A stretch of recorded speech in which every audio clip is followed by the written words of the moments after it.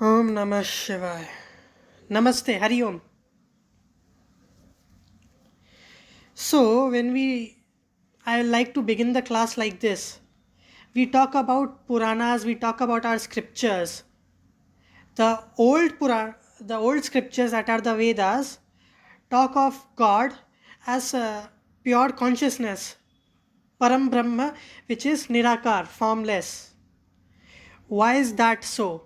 I'll first cover that and then we come to Puranas where we see that gods have been given a form, right? So we begin with Vedas, the Vedic period where God is formless. First of all, why do we have this concept that God is formless? When we think of our own self, what is we? What is us? What is this body? This skin?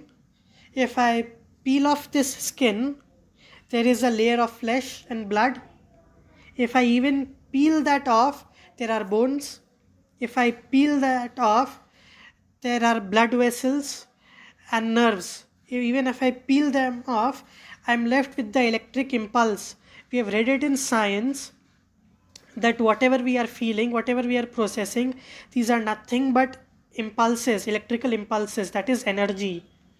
This energy is not actually prana, which does not have a physical form of itself. There is no physical prana, but it is an energy, right? When we think of this energy does not have any form, right?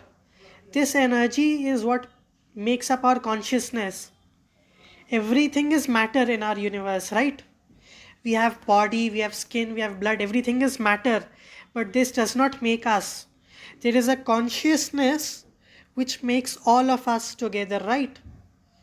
We are alive because we have a certain consciousness within us. This consciousness is said to be Param Brahma or an extension of it. Vedas talk of this consciousness which makes us up. This is the Atma, which is a part of the ultimate consciousness, Paramatma. Alright?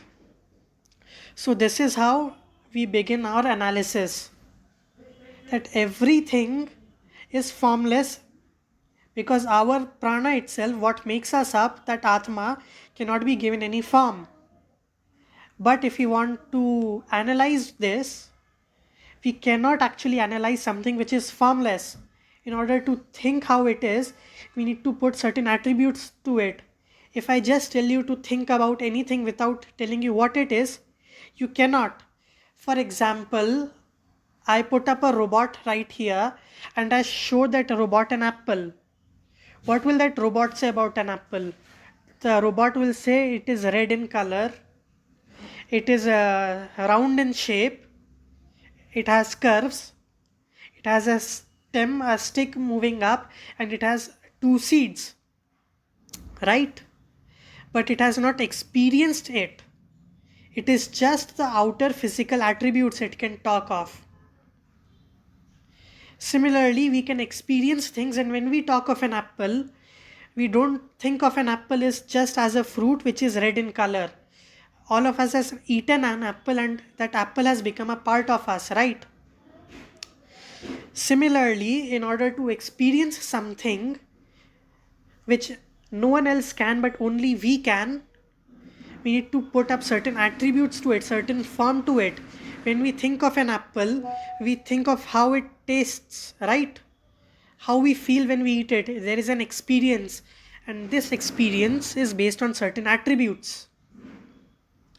So, in order to focus on this energy which is within us, we give it certain attributes. Am I right? Anyone has any points to add here? Or will I move on to the next point now? So in Vedic period, we had this formless god, and we used to perform yagas, big yagas, or which were fire rituals which used to happen. And we used to pray to what are the aspects of nature, Panch Mahabhutas. Indra for rain, Agni is fire, Varuna are the rivers, the oceans, all the water bodies. Like that, Surya is the sun.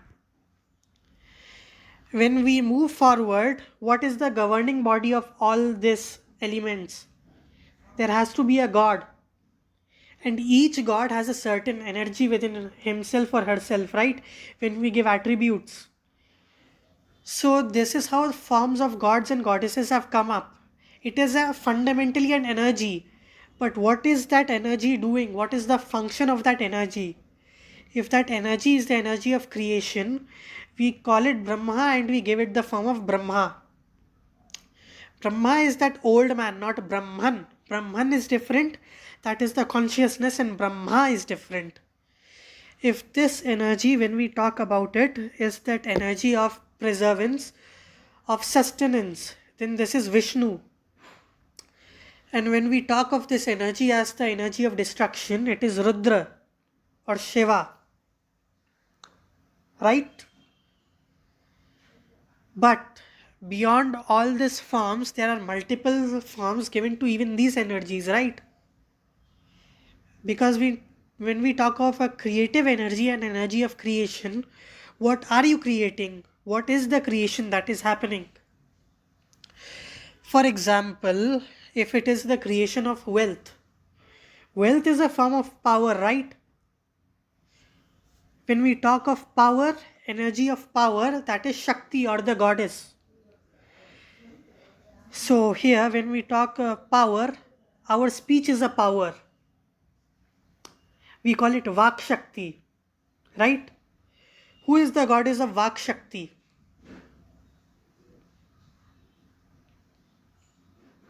Any answers? Saraswati. Yes. Vak Shakti, that is one power, one strength which we have. So we have a goddess that represents this. And what is this goddess holding? She is the goddess of speech, of our ability to speak, of music. So she holds a veena, a musical instrument, and she holds the Vedas. As discussed earlier, Vedas are called Shruti because it is spoken out, it is sung. Vedas are sung. They don't have a creator, there is no one creator of the Vedas. It is meditated upon, and whatever comes through the universe, it is sung, it is spoken out. So it is Shruti. Whereas if I sit down, I meditate, and I think of something and I author a book, that is Smriti. Smriti is something that is evaluated by my own self. Manu Smriti, Yagyavalkya Smriti, these are Smritis written by different rishis. This is their creation of how society is. But Vedas are Shruti, something which is spoken out, spelled out. So Saraswati holds that, and she holds a Japamala. I'm sure you would have seen that. There is a Japamala in her hand, signifying that the power which we gain through our own meditation, she is a representative of that too.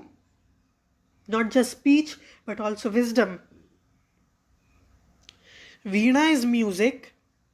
Japamala, Japa Yajna, that is a form of meditation, that is a form of Yajna. Vedas are knowledge, and she is the first one to speak out.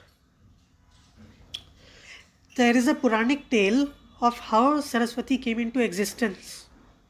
So the story goes, Brahma was creating this universe, but there was no sound to it, there was no rasa to it, there was no feeling to it, no emotion to it. As he was trying to speak out, instead of words, Devi Saraswati came out of her mouth, and from her speech originated. Okay? So we have this goddess, which is the representation of speech, of wisdom, right? And then we have the other goddess, Lakshmi. She is the goddess of wealth. When we talk of wealth, it is not just money but resources, resourcefulness. right?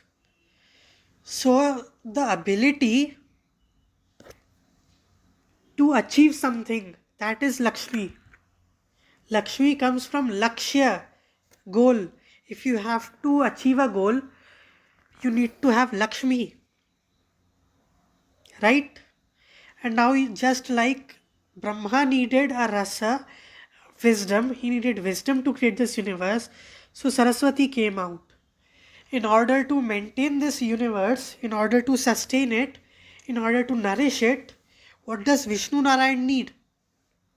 He needs wealth, he needs resourcefulness, he needs resources. So he sits with Lakshmi. And now coming to Rudra or Shiva, what is his function?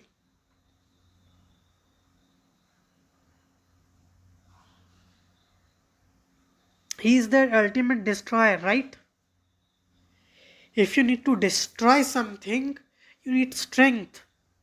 That is another form of power. So that is Devi Parvati or Durga or Kali.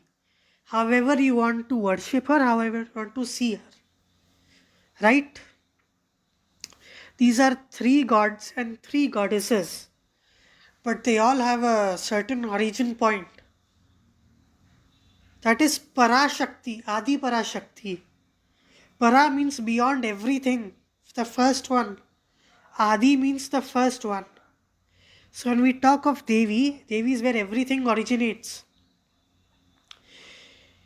There is a concept of Dasha Mahavidya. There are 10 supreme goddesses or 10 supreme wisdoms. The third of these wisdoms is Mahatripura Sundari, Ma Lalita or Ma Shodashi. She is said to be the first one to originate. She is the first one to come. She is the one which we all worship as the Shri Yantra which we keep at our house.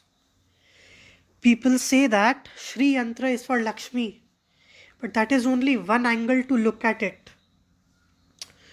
Shri Yantra has so many layers. Each layer is called a kosha. The first kosha is the outermost part of even our own body, Anna kosha. This is made up of flesh, flesh that is made up of food that we eat. So it is Anna kosha.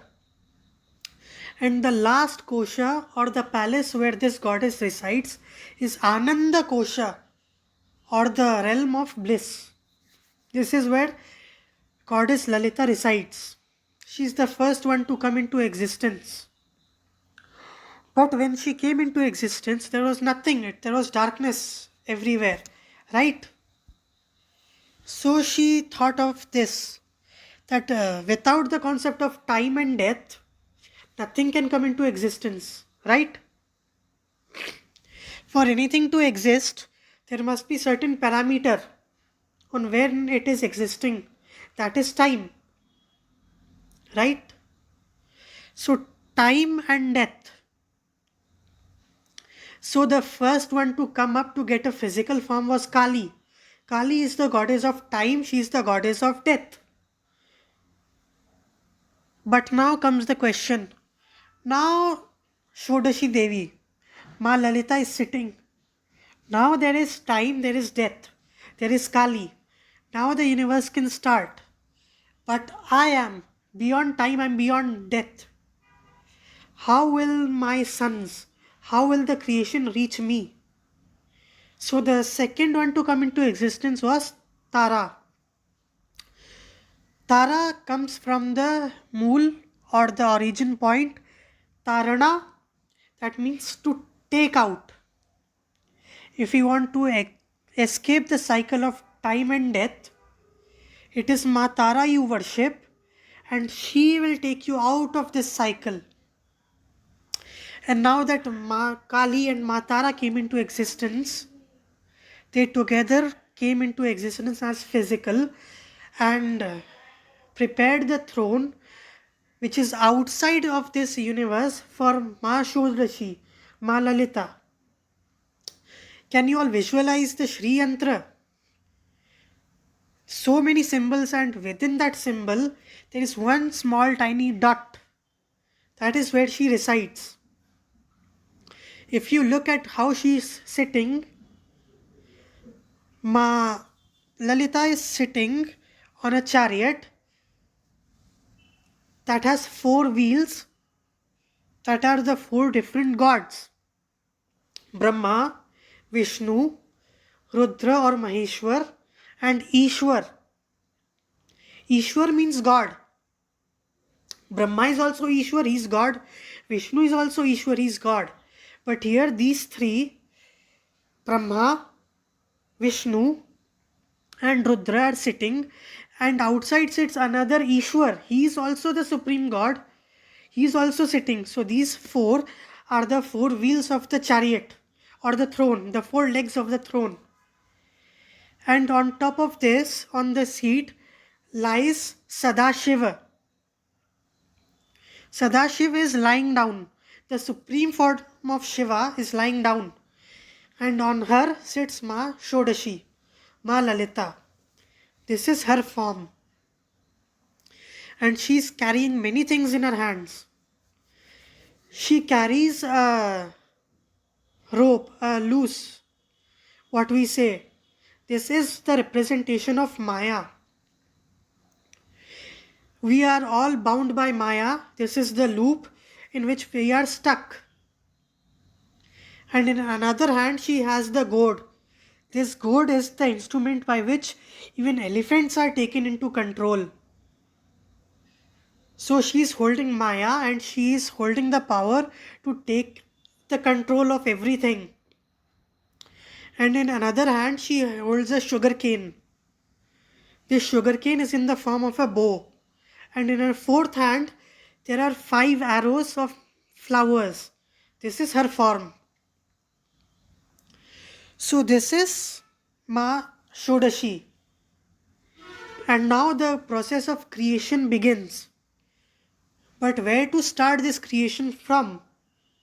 Who will create this? This is the fourth Mahavidya, Bhuvaneshwari. Bhuvaneshwari is the queen of all the creation. She is the one who has created everything. Right now, Bhuvaneshwari worship happens very less, and that happens in the Nirgun form, in the formless Roop. It happens. Now, after that, creation has started. Now, who will protect this creation? This is the fifth Mahavidya, Ma Bhairavi or Ma Tripura Bhairavi. She is the ferocious mother who will protect everyone and everything. So now we have someone to protect us. Right? But after protection, you all need to be even nourished, right? The children need to be nourished. Who will nourish her? Ma Chinnamasta begins here. No one can nourish like her. If there is nothing else available, she'll cut her own head and with her own feet, blood, she will feed you. So as I was saying, so now she can even cut off her head and with her own blood she can feed whoever is hungry, whoever needs nourishment. And this is the most ferocious form of the goddess also. But now, nourishment is also done. But you want discipline in life. Who will get this discipline? Who will teach this discipline to her children? Next comes Ma Dhumavati. This is the widowed form of the goddess. The one and only form of the goddess which is widowed. That is, she has lost her husband. There is a Puranic story. See, these Dasha Mahavidyas, these first come into physical existence in this story. You all know the story of Sati. Shiva marries Sati, and when Sati wants to go into the yaga of her father, Daksha Prajapati, Shiva does not allow her. At that moment, Sati becomes very angry that I am Adi Parashakti, I know what has to be done, what needs to be done. And even when Shiva does not allow her to go, she brings out the 10 Mahavidyas. Dash Mahavidya forms are called out who block Shiva from the 10 directions. If Shiva runs into one direction to stop Sati. Kali comes. Another direction, Ma Chinnamasta comes. Another direction, this goddess comes. Similarly, Ma Dhumavati, who is a strict disciplinarian, got very angry. Why is Shiva not listening? And she swallowed Shiva. And as the moment when she swallowed Shiva, she became a widow herself, because Shiva Tattva, or the essence of her husband, was lost from this universe. That's how Ma Dhumavati became a widow. That's why we worship her in the widow form. She is wearing a white sari and she is sitting on a broken chariot where there are no horses. So she can't go anywhere. It's a broken chariot without any horses. There is a crow sitting beside her. There are crows, and in her hand, if you go to a farm, there is a sieve where they use it to separate wheat grains. That is in her hand. And next, after Ma Dhumavati, comes Ma Baglamukhi. Now there is evil also, and you want to stop evil. How will you stop evil? That is the form of Ma Baglamukhi. In one hand, she has held the tongue of all evil, and in the other hand, she is having a club, a mace, a gada, with which she is hitting all that is evil. She is protecting you.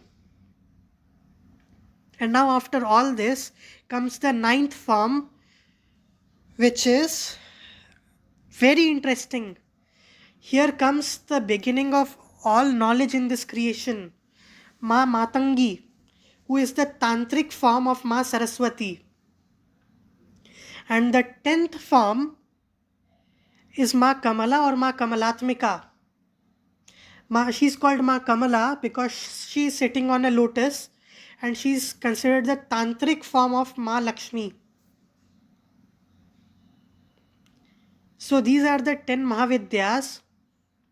As I was saying, 9th Mahavidya is for knowledge, is for rasa, is for feelings, is for emotions. 10th is for the resources and all the prosperity in this universe. So these are the Dasha Mahavidyas, the 10 wisdoms which we all need in our life to run our life properly. We need nourishment, we need nutrition, we need wealth, we need prosperity, we need education. This is all that. So this is the process of creation. This is Devi. And in some renditions, instead of Ma Tripura Bhairavi being 5th and Ma Chinnamasta being 6th, this is reversed, with Ma Chinnamasta being 5th and Ma Tripura Bhairavi being 6th. That depends on who is the yogi, who is the rishi, who is doing the dhyana. And sometimes even Ma Durga is added in the Dasha Mahavidyas, but this is taken separately in the form of Navadurgas. These 10 Mahavidyas, the first Mahavidya is Kali. So these are taken as the 10 forms of Devi Mahakali. Similarly for Durga, we have Navadurgas. And these Navadurgas are basically the cycle of every woman in her life. What is the first role of a woman, of a girl? She is a daughter, Shaila Putri. Parvati was born to Himavan or Himavan, who is the king of the Himalayas. So she is the daughter of the Himalayas. Shaila is a mountain. She is the daughter of the mountain. She is Shaila Putri. And after a daughter, she goes out into the world to gain knowledge. She is a brahmacharini. She is studying now. She is gaining all the knowledge required. And once she has gained all the knowledge that is required, she is ready for her marriage. She is Chandra Ghanta. She adorns the moon on her head. She is the beautiful one who is ready to be a wife. And once she is ready to be a wife, she becomes a wife. She marries her husband. And the next form is Kushmanda. Kushmanda is when she is pregnant. She is holding creation in her womb. She is the mother of everyone. She is the mother of everything.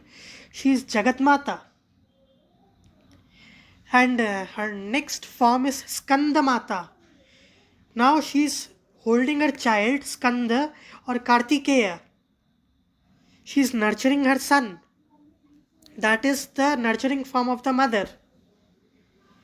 People say that after marriage, women are not empowered. But the next form is Ma Katyayani. Ma Katyayani is also known as Mahishasura Mardini. She is the form of the goddess that has killed Mahishasura. She is the empowered woman. She is married, she has a child, and she is so empowered that whatever difficulty comes, she is ready to face it. She is ready to struck it down. She is ready to kill it. This is the form of Ma Katyayani. And the next form is Ma Kalaratri. This is the form of Kali. She is ready to face any challenge. Any challenge comes, she is ready to cut it down. This is her form. And her next form is Ma Mahagauri. Mahagauri. She is the mother of Ganesha. She is the all-loving mother. You want to achieve everything. In Hanuman Chalisa there is a line, Ashta Siddhi Navanidhi Ke Data. If you want these Ashta Siddhis, you begin your worship at Mahagauri. She is the mother who will allow you to attain these Siddhis. And here comes the ninth form, the final form of Navadurga. She is Ma Siddhi Datri. I told you, if you want the Ashta Siddhis, you begin your worship at Mahagauri. And if you want these Siddhis, if you want to really accomplish them, Siddhis are accomplishments. What have you achieved in life? Ma Siddhi Datri will give you. Siddhi Datri is the ninth form of Durga. If you look here, Siddhi Datri is also considered as a type of Lakshmi. And the 10th Mahavidya, Dashava Mahavidya, that is also Ma Kamalatmika or Ma Kamala. This is also Lakshmi. So when we talk of Devis, it begins at a very raw form and it goes to Saraswati, it goes to Lakshmi, and it goes to Kali, it goes to Durga. So this is how every connection is made. I told you this story that the Mahavidyas awoken when Sati was angry. The second time when all these Mahavidyas rose up, is when Ganesha's first head was struck off. Ma Parvati became very angry that you gods want to show that you are very powerful, then you'll have to fight with me. And that is when Ma Parvati took up Mahadurga Swaroop and the 10 Mahavidyas were awoken. Some devas tried to do something, but nothing happened. Brahma said that he'll not be able to fight with Ma Matangi, who is the Tantric Swaroop of Ma Saraswati. Vishnu said he will not be able to fight with Ma Kamala, who is the Tantric Swaroop of Ma Lakshmi. Similarly, no devas could fight anything or anyone, because even the Surya, the sun's energy source, are these goddesses. No one can fight them, nothing can fight them.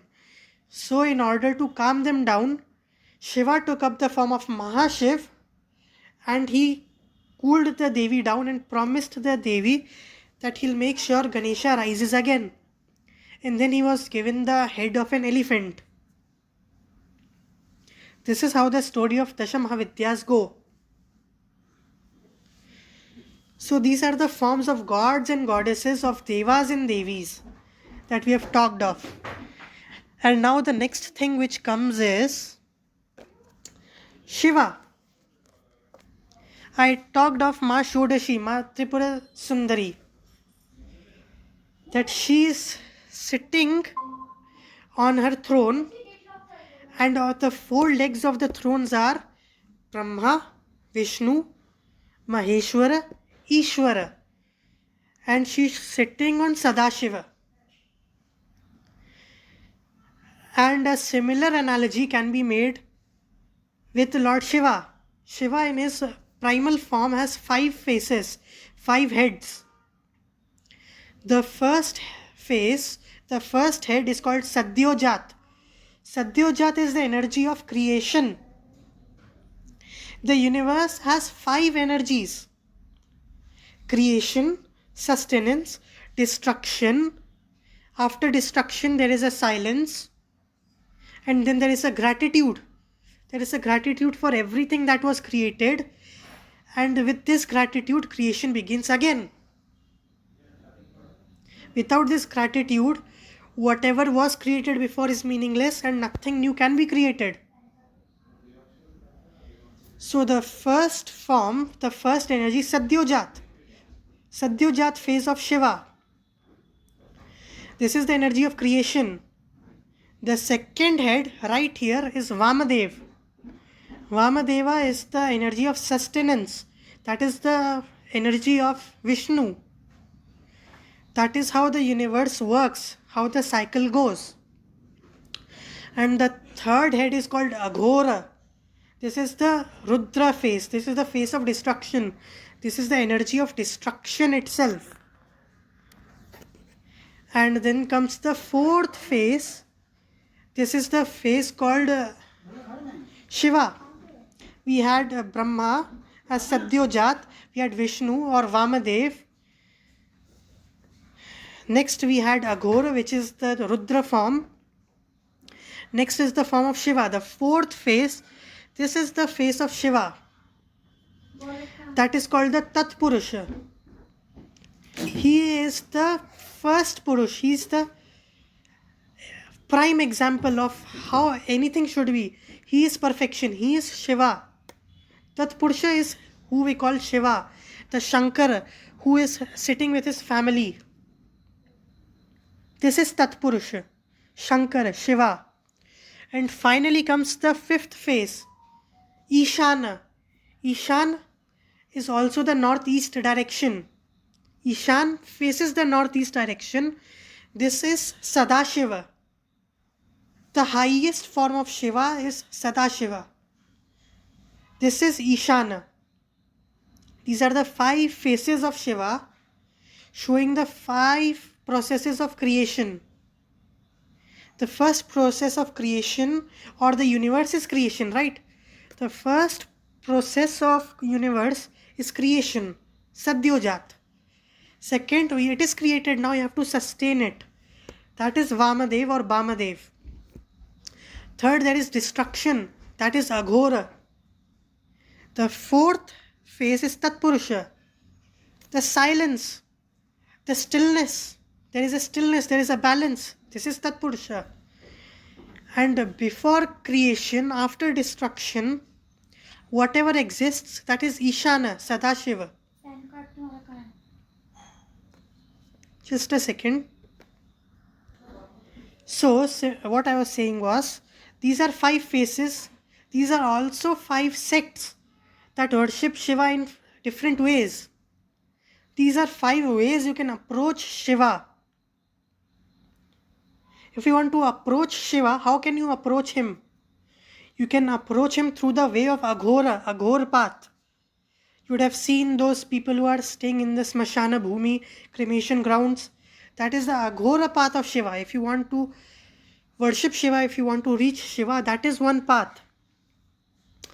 But you want to pour water on Shivling, you want to pour milk on Shivling, you want to do a Vedachara puja, you want to do a Shaivachara puja, or a Vaishnavachara bhakti, then these are the other phases. See, I am talking of these terms. If you want to do worship, there are different levels of worship. The first form of worship which everyone does is Vedachara. This is the everyday puja that we do at home. The regular form of worship is Vedachara. Once you have mastered Vedachara, then the next form of worship which your guru will take you to is Vaishnavachara. When I say Vaishnavachara, that doesn't mean worship of Vishnu.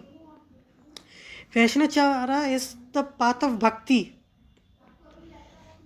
A bhakti form of worship, a very Samya, very cool form of worship, can be for any god or goddesses. In fact, when we worship Devi at home, it is more or less a Vaishnavachara bhakti. Bhakti form of worship is Vaishnavachara, and after Vaishnavachara comes, the next path is Shaivachara. Shaivachara is when it is completely based on knowledge. You are reading scriptures and you are following certain practices. This is Shaivachara. Vedachara, Vaishnavachara, and Shaivachara. These first three things, the first three parts of Tantra or the first three parts of worship, you can still perform without a guru. It is obviously best to have a guru to guide you, but without a guru, this is possible. Next comes Dakshinachara. Dakshinachara is the right hand path of Tantra, where mantras come, but still Tantra is very much, made fun of, ridiculed of, and taken into a very stereotypical sense that people are making use of alcohol and meat. This is not allowed in Dakshinachara. In Dakshinachara Puja, in Dakshinachara Tantra, in Dakshinachara Paddhati, that simple things, simple offerings only are given. Flowers, sweets, all this is only given. What we do at home. This is Dakshinachara, but here mantras come and yantra come. A yantra is a diagram, a representation, where you are invoking the god or the goddess. So here you need the guidance of a guru. After Dakshinachar comes Vamachar. Here at Vamachar, you begin with all these items. Panchamakara we say, Panchamakara, 5 M's. Grains, alcohol, or mudra is grain, madira is alcohol, matsya is fish, then maithuna is sex is also, see, the thing is, people get very awkward when we say that even sex is used for worship. But it is not like that. We are using all these items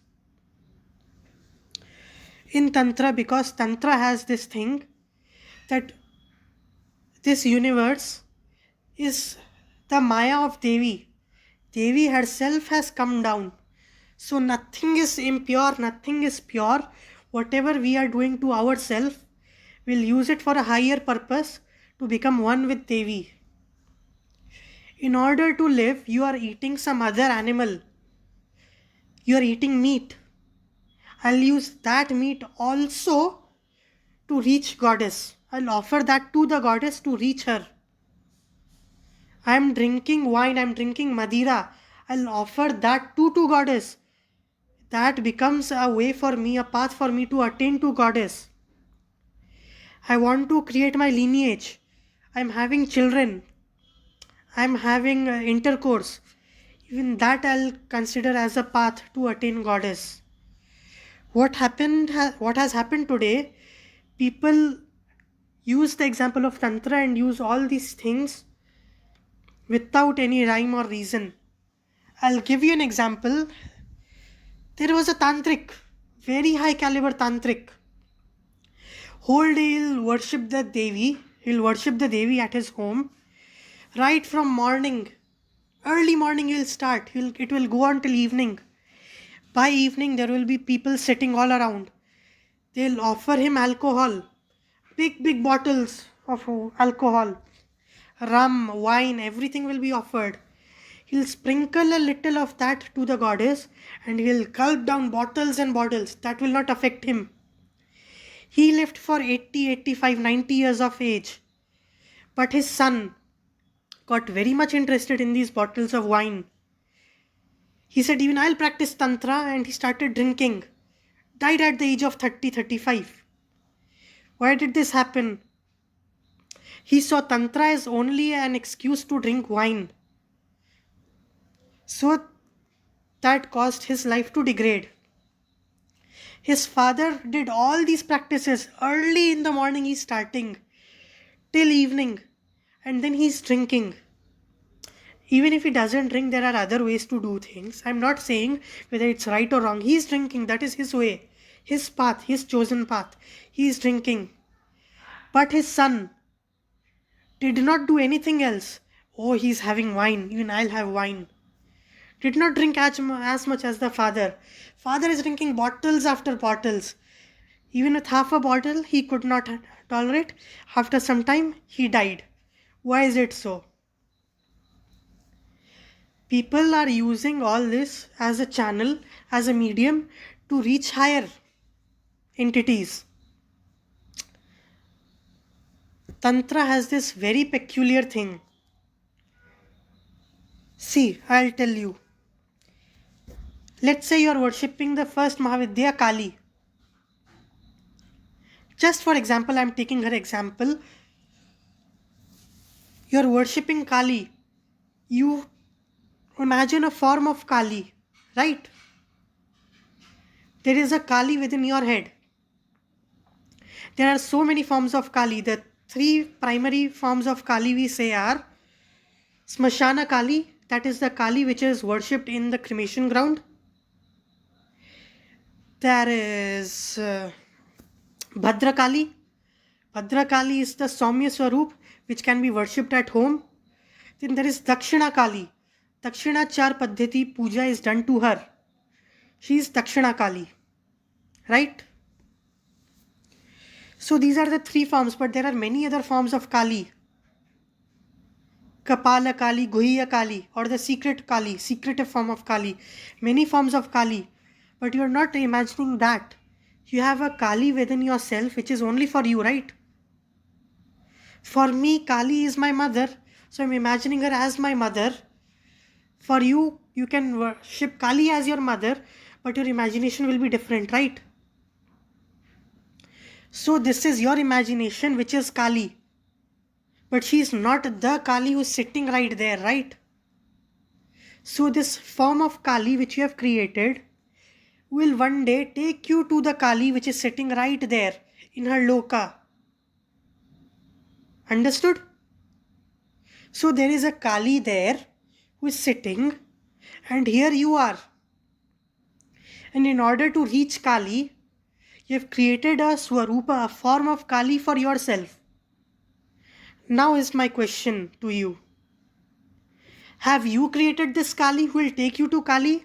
Or has Kali created a Kali for you to take you to her? Now that Kali which has been created, is she Kali or is she a form of you, yourself?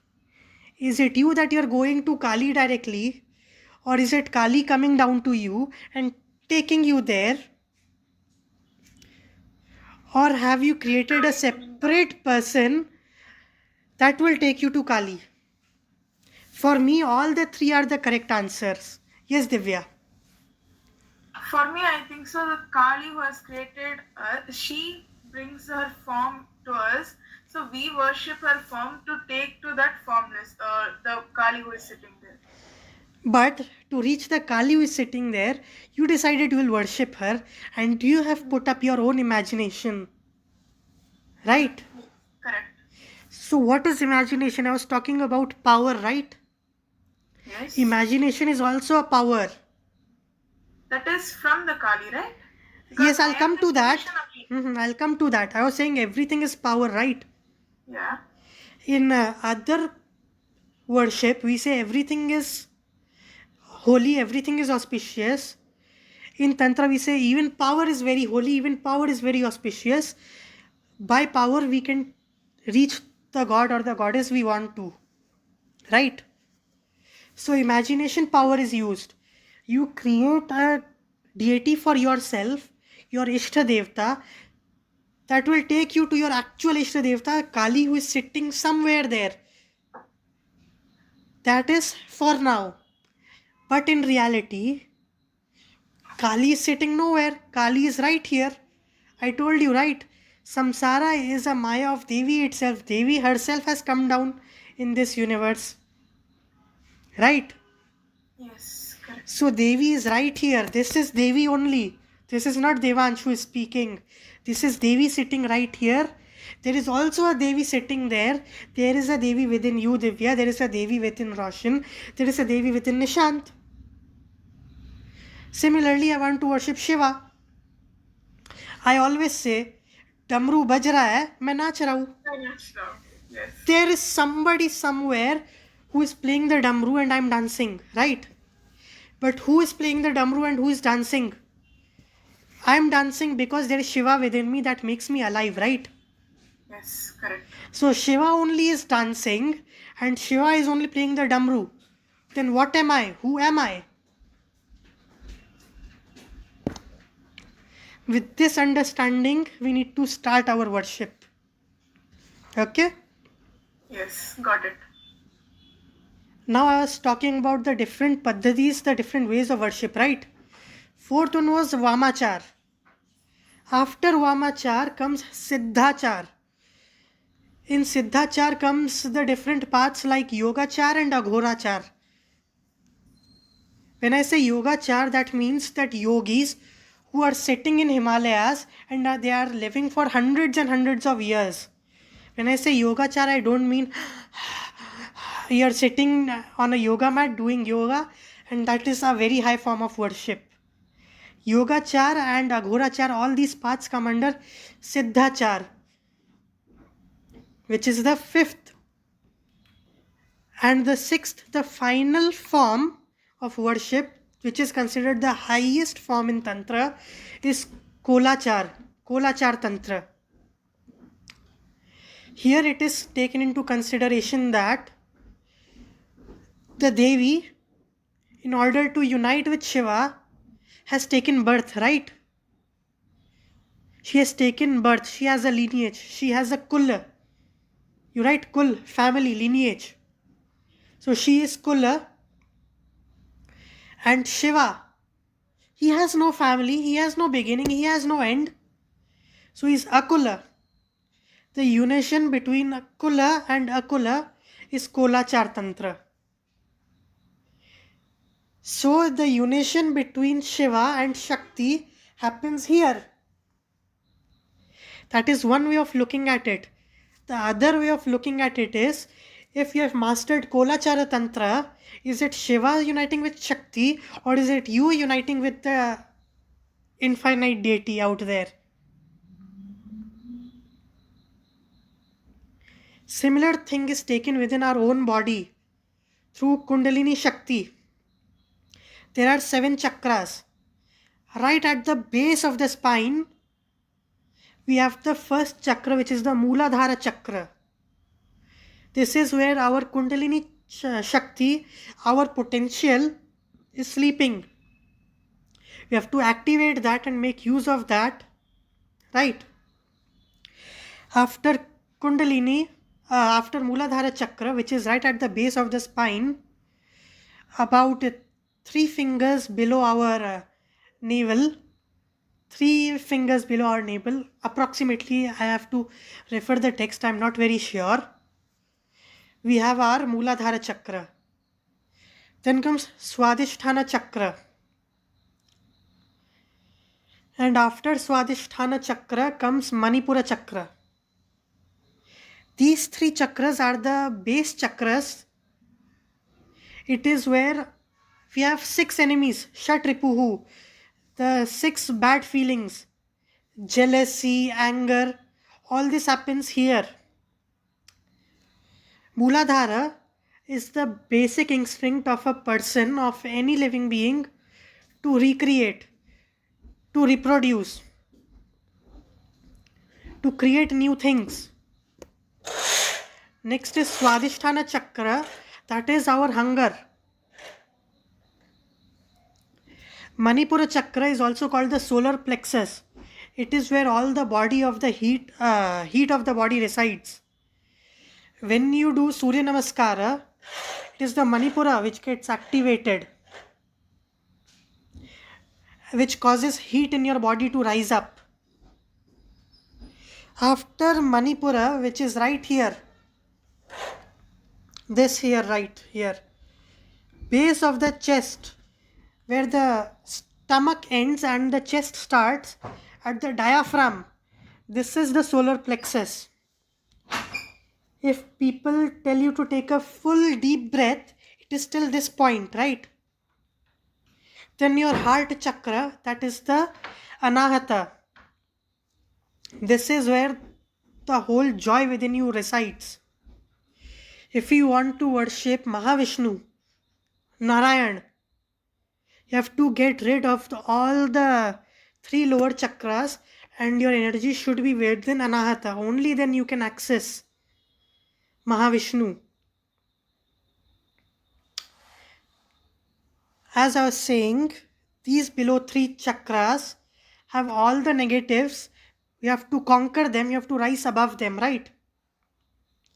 For that, we have energy channels: Ida, Pingala, and Sushumna. These are the three major nadis. There are about 72,000 nadis, but they rise out of the Ida and the Pingala. Ida is the Chandra and Pingala is the Surya, left side. If you want your Ida to activate or the Chandra to activate, you take your breath through the left nostril in yoga.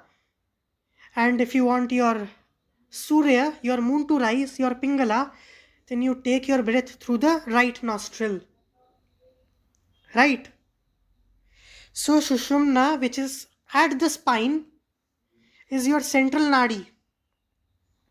These are the two side nadis, Ida and Pingala, and between them is Sushumna, which is the overall balance of the body. It is at the Sushumna's highest point where the rest of the story will happen, at the end point of the Kundalini Shakti. I'll go to there.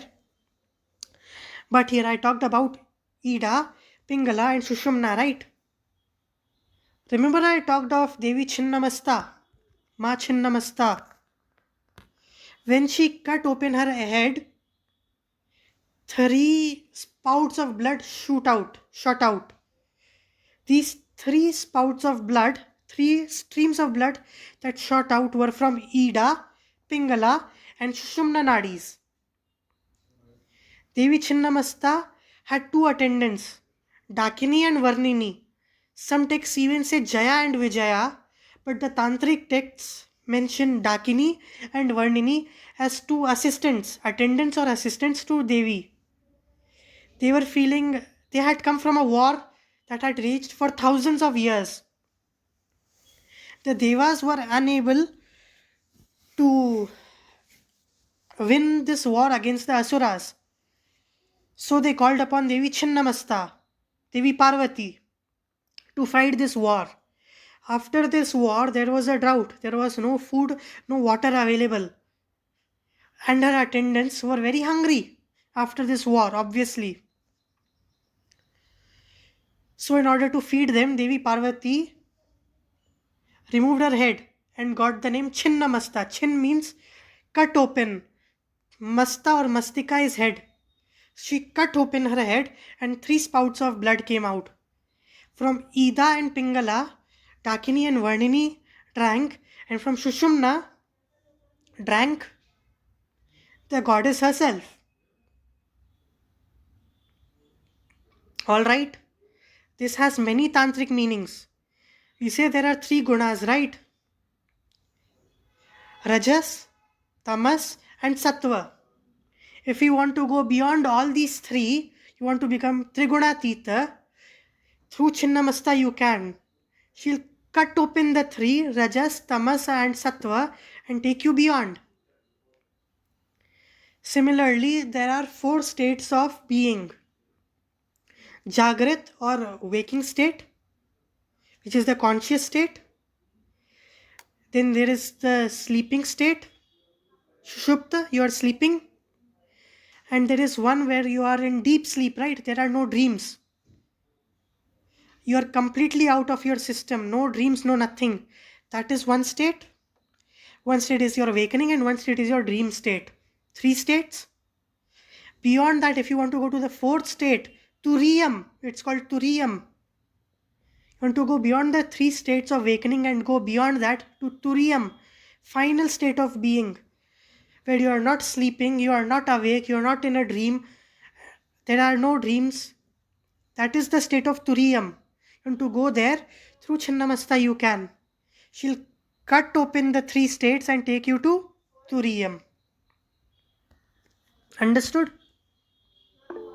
Yes, Roshan. I'll go and pick my mom. Okay, I'll continue with the meeting. You can go. So I was talking about these because I was talking about the nadis, right? Through these nadis, energy flows, Kundalini Shakti flows from Muladhara Chakra upwards, right? So within these 3 nadis, there may be intertwining. Knots can happen, right? These knots need to open if you want your energy channels to be free and to flow. The first knot that happens is called Brahma Granthi. It happens below at the lower chakras.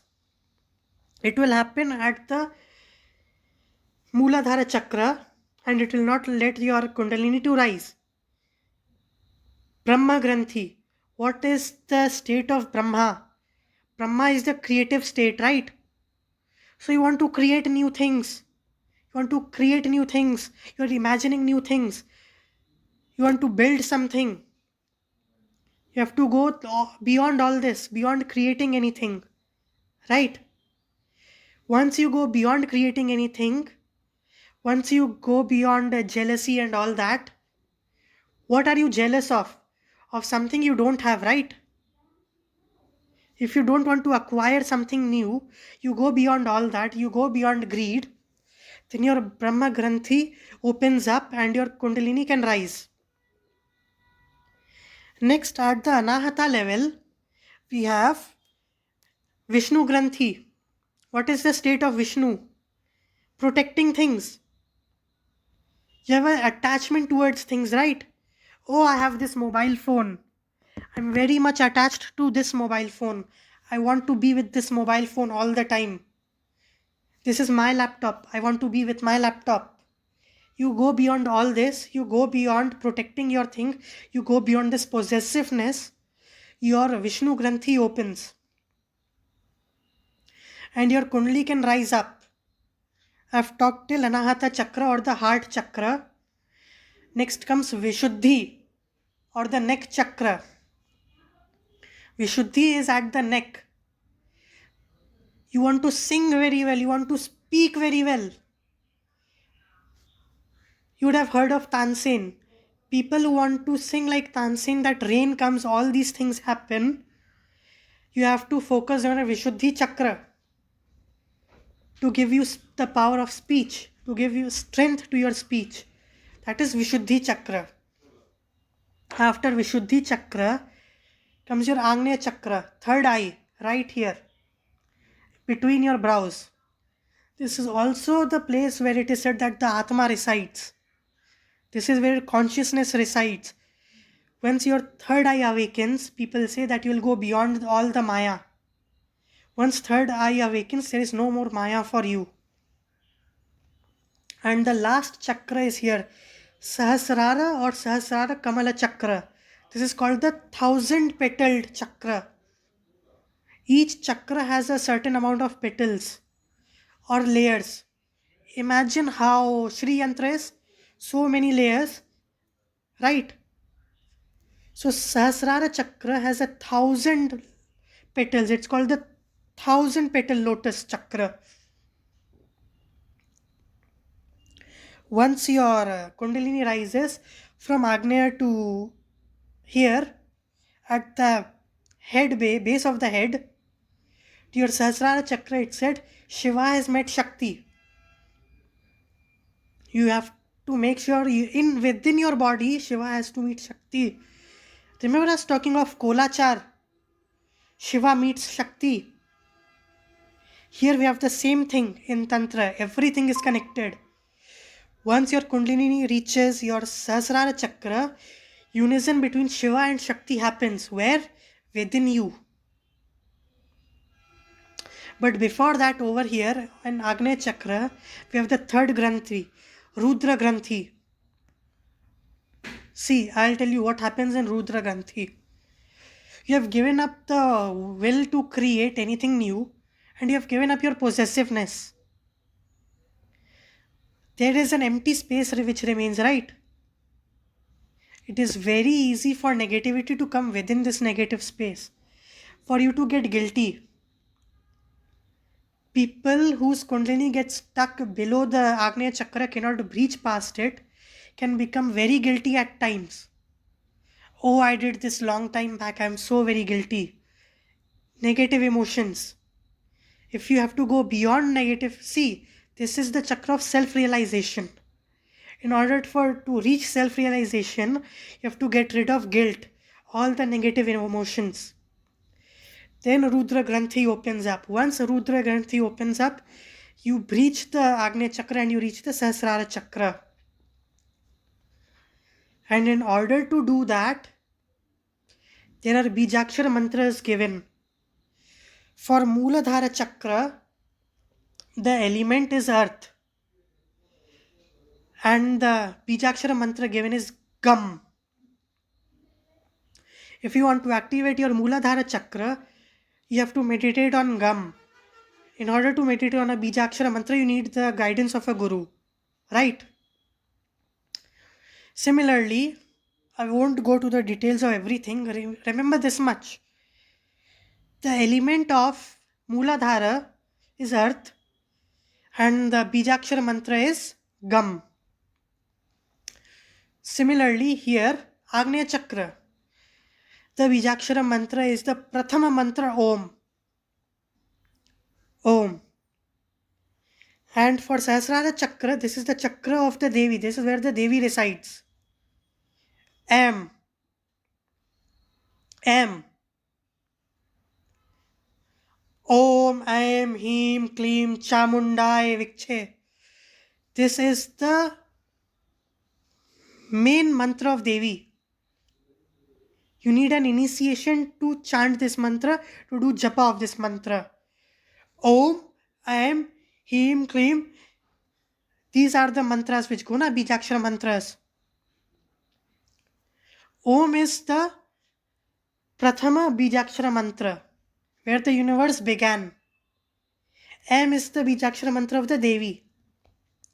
Because M is the Bijakshara mantra of your Sahasrara Chakra. And at the Sahasrara Chakra or the 1,000-petal lotus, Devi resides. Remember I told you, Kamalatmika, sitting on a lotus petal. Ma Siddhidatri, sitting on a white lotus petal. This is the lotus where she is sitting. Right at your head. This is how everything is connected. I've talked of so many things, so many angles. Be it yoga, be it tantra, everything ends up at the same place, right? This shows that in our dharma, everyone is given their own path to choose. So many paths are given. I can imagine a form of the god or the goddess for myself, and that form will take me to the highest possibility. I can focus on my chakras. There are practices in tantra, practices in yoga. I'll even discuss about this point. What is the difference between yoga and tantra? Okay. Yoga is a very clean method. There is an insurance in this method. You all have taken LIC, life insurance. In order to get insurance, you need premiums, right? You have to pay premiums.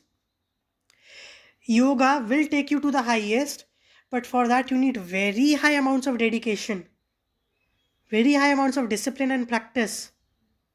You are not allowed to use your intellect there. There are practices that need to be done. Your intellect is not allowed anything. In what I mean to say is, you have to perform Surya Namaskara. You cannot imagine, अरे मैं तो सूर्य नमस्कार कर रहा हूँ, and that will take me to the highest. Never. Plus, yoga, as I said, is completely internalized. It is very clean because everything is internal. Yoga is completely your own body, internal self. There is a Upanishad called Yoga Kundalini Upanishad. In order to rise your Kundalini Shakti, yoga can be practiced. Same thing can be done through the medium of Tantra, right? So through yoga, if you want to activate your Kundalini Shakti, you want to reach the highest, it is a highly internalized process.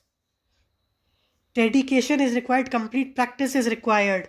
It is not very people friendly. Out of 10 crore people, I don't think even 10, 20 can be that dedicated and reach that highest state possible. Where you don't even require to breathe anymore. There is some magnetization which happens in your brain and spinal cord, in your nadis. You can absorb nutrition, they say. It's written in texts. You can see people who are doing their practices. They eat very less, but they are completely fit and fine. Nothing happens to them, right? That is because they have channelized their inner energy, which is more than enough. Even we can tap into this energy, but only a very few times. You can see, right? Sometimes you are engrossed in your work. From morning, evening comes, you are not hungry. Your work is done, your concentration goes away from your work, and now you are hungry like a pig, like a wild animal. But when you were doing that work, there was no hunger. Energy was there. But after that work is done, you are like a dead animal, you are a dead body. अरे अब तो खाना खाना है बस और सो जाना है ना? It happens. Am I right? In order for this reality, ever energeticness, to be your state, there are so many ways in which you can access that. One another point I'd like to add is, through yoga you are doing all this. It is internalized process, that's why it's very clean. Tantra use external objects. That doesn't mean it is dirty. It is clean, but there are practices allowed, and Tantra is more people friendly. What makes yoga very clean is that in yoga you can go left, you can go right, you cannot go lost. As in, everything is internalized, right? Within your body, you cannot meet a cow, you cannot meet a buffalo, you cannot meet a crow. That will take you away, that will make you wander off. Tantra is not like that. Tantra, you are making use of the complete universe, all your surroundings. It is very easy to get lost in that path. People are given special abilities when they tap into tantras. Once your energy activates, there are abilities which you activate again. Even your abilities are activated. People can sense things, people can do things which were otherwise not possible for a common man. Very easy example being, people are so energetic, people can do so many things which we cannot. People can write thousands and thousands of pages, people can talk for thousands and thousands of hours without getting tired. Why is that? Even that is some energy, right? What people do is, if I practice this, I'll get this energy, and that will make you wander off. I'm starting here at point A. My final destination, my point should be the goddess. In between, there are paths that take me to different abilities and different things, right? But it is very easy for you to wander off in the search of some other big thing. Another thing which I saved for now, very important point that will add now is, remember us talking of you can imagine your own version of that god or goddess that will take you to the highest self. Why is it that Kali worship or such ferocious forms of goddesses, it's not given to everyone? I'll tell you why.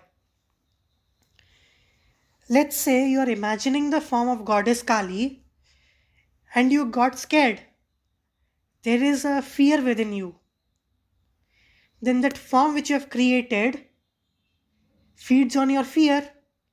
Any form of energy that feeds on your fear will never take you to the highest self.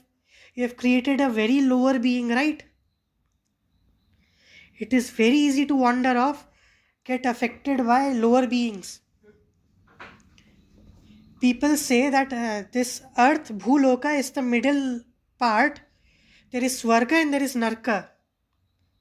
Actually, this is our Bhuloka. There are 7 Patalas below and 7 Swargas above. We are at a state of reality, we are at a state of being, right? Similarly, below 7 layers, there are different lower beings living, right? Whom we call Bhoot, Pret, Pisach, right? If you are getting angry or afraid, there are these things happening within you, then you are creating beings that are feeding on your anger, that are feeding on your fear. These are lower level beings you are creating. Then there are beings, asuras, who can trick you. Very lower beings, very powerful beings who can trick you. You think that that person sitting in front of me is a god. But who knows what that person is doing, who that person is. They can trick you. I'll give you a lot of money, I'll give you a lot of power if you worship me. They are giving you money and they are feeding off on your prana shakti. They are feeding on your life force.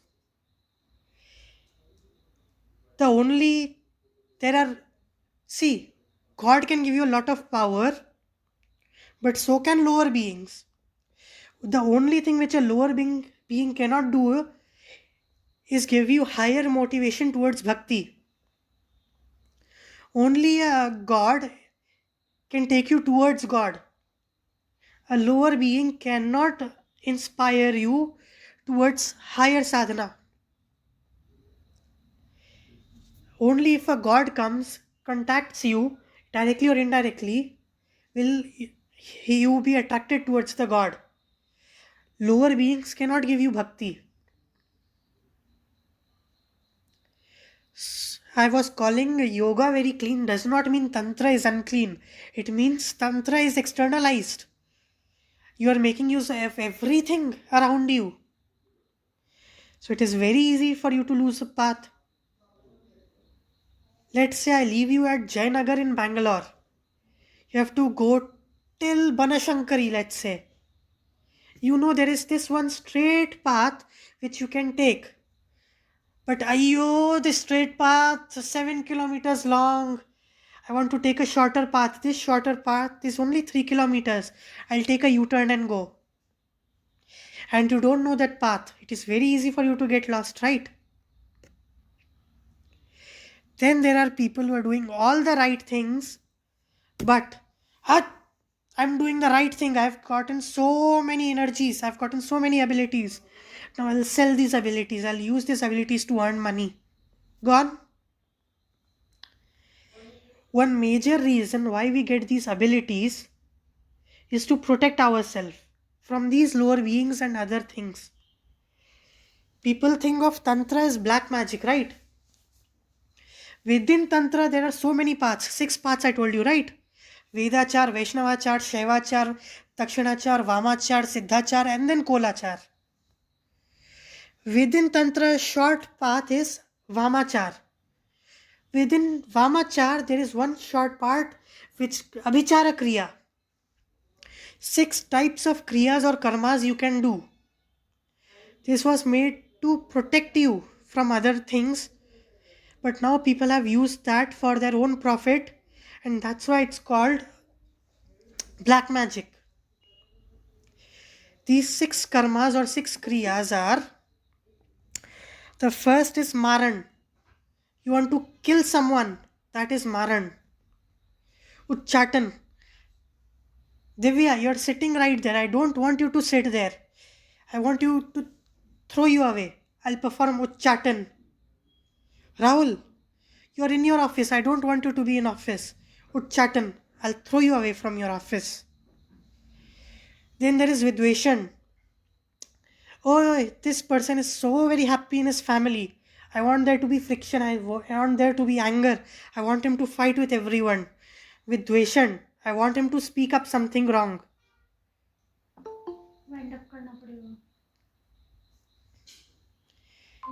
So these are the first 3. Maran, Uchchatan, Vidveshan. Nishant, you speak too much. I want you to not speak. That is Sthamban.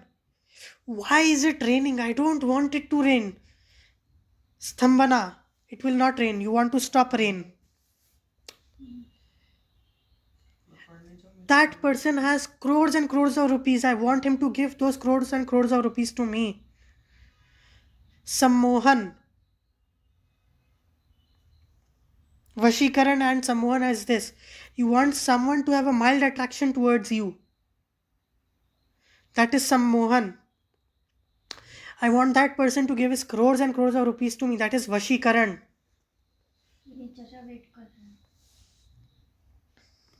So these are the 6 things which happen. Maran, Uchchatan, Sthamban, Vidveshan, Sammohan, Vashikaran. 6 practices. This was meant to help you. For example, you are doing your own sadhana, your own practices. But there is some lower being who is trying to affect you.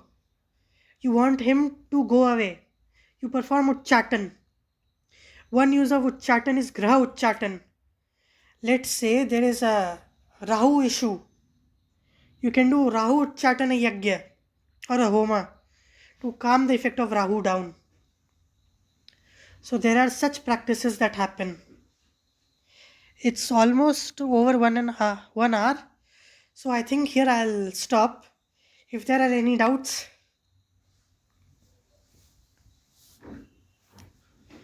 I'll stop this recording here.